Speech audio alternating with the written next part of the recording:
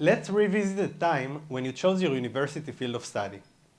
Did anyone here consider more than one option back then? Yes. I could guess many of you did. Do you remember what your considerations were? Yes. Selecting a university field is a big deal. It shapes the knowledge we gain, the friendships we make, and our career opportunities. That's why social scientists are keen to understand what drives these decisions. Economists, in particular, focus on financially rewarding fields, those that can create economic opportunities to its students. In a place like Israel, with its successful tech industry, computer science emerges as a key example. But what may hold students from pursuing such a rewarding field? This brings us to an important aspect of our discussions, the barriers that may deter students from choosing rewarding fields of study. First, there could be academic barriers. Perhaps the field doesn't align with my academic interest, or I just lack the required background knowledge. Financial considerations may also be an issue. For those who need to work to support themselves while studying, it may be pretty challenging in demanding fields. Third, there may be informational gaps. Perhaps I don't know about the program or its economic return. But I'm going to focus today on less visible barriers, psychological factors, and specifically the role of self-confidence. So I'm going to ask, how do students evaluate their own academic abilities, and how does this evaluation affect their university field decisions? But I'm going to answer this question as an economist. So before I delve into the details of my research, let me give you a bit of background about empirical research in economics.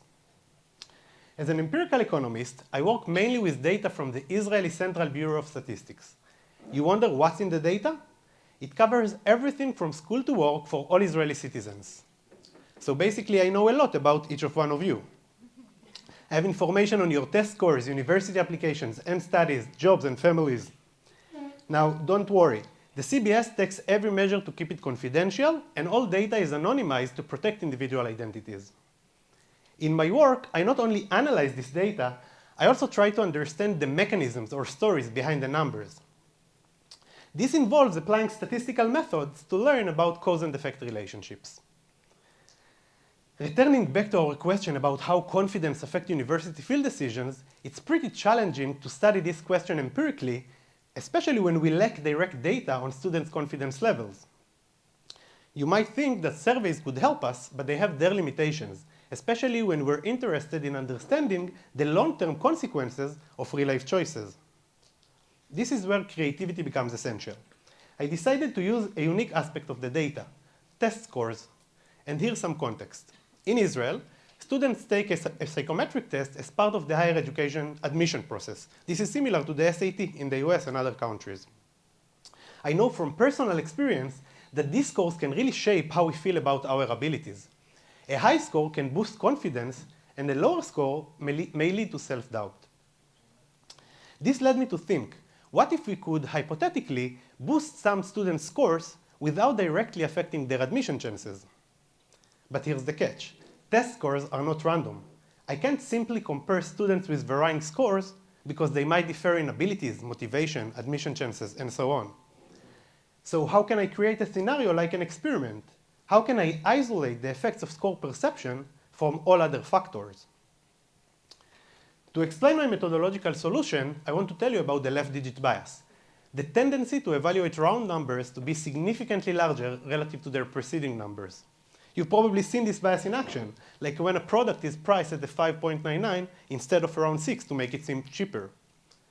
Actually, this bias extends beyond consumption decisions, affecting human decisions across various settings, including medical doctors' clinical judgment. So for example, research shows that doctors tend to perform more tests on patients arriving at the emergency department just after their 40th birthday. Based on previous research, I could anticipate that students will follow this bias when evaluating their scores. This means that those scoring just above 600 will much more appreciate their scores relative to those scoring just below. The beauty of this approach is that scoring above 600 or below 600 happens more or less by chance, creating a natural experiment. Moreover, 600 isn't a magic number for university computer science admissions. To get into these programs, much higher scores are typically needed. Therefore, students scoring around 600 face a decision. Should they retake the test and try for a higher score and aim for computer science, or should they just settle for a different field? This setting allowed me to isolate the effects of score perception from all other factors by comparing those scoring 600 to those scoring 599.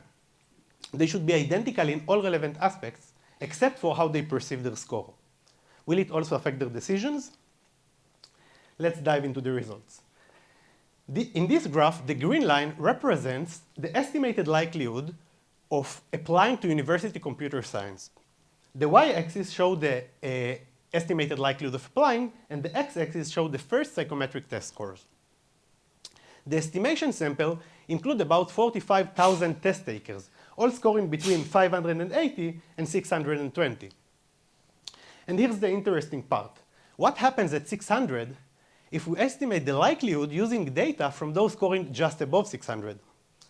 If scores were just numbers without psychological impact, we'd expect a smooth, continuous line. But what we see is strikingly different. Just above 600, there's a significant jump, a 30% increase in the likelihood of applying to computer science. This isn't about better chances of admission. Those odds remain the same and very low across this score range. What happened then? Moreover, students are aware that their scores are below the admission threshold, so usually they retake the test and improve their scores before applying. What happened then at 600? My suggested interpretation is that 600 boosts students' confidence in a meaningful way, encouraging them to aim higher and apply to more rewarding field. Interestingly, when studying how this affects vary across group, I find that actually the younger test takers drive these effects. The older test takers, that's a whole different story, and I get into the details in my full paper if you're curious. But here's the critical question. What are the long-term consequences of this decision? You might think that these young students, fueled by false confidence, might aim too high and ultimately fail. However, the data tells a different story. These students not only retake their test, apply to computer science, and gain admission, a significant portion of them also successfully graduate and find good job in the tech industry. This success is reflected in their higher earnings over a decade down the line. We're talking about a 7% increase in earnings for only 1 point change in their test scores. What does this suggest? It suggests that those scoring below 600 are held back not by lack of ability, but by lack of confidence. Give them that little boost, and they're set on a path to more challenging, more rewarding careers. And this brings me to the end of what I wanted to share about my research. The main takeaways are threefold. First, test scores really shape how we feel about our abilities. Second, our human nature to give excessive attention to certain numbers plays a crucial role in decision making. And most importantly, confidence is a key in educational and career decisions. Let's reflect on it in our own lives. Where might confidence or the lack of it be influencing our choices? It could be a career decision we're considering, or perhaps we have a friend hesitating over a demanding academic program. What is our 599? Where could the boost in confidence change the game for us or those around us? Thank you very much. I'd love to hear your comments and questions.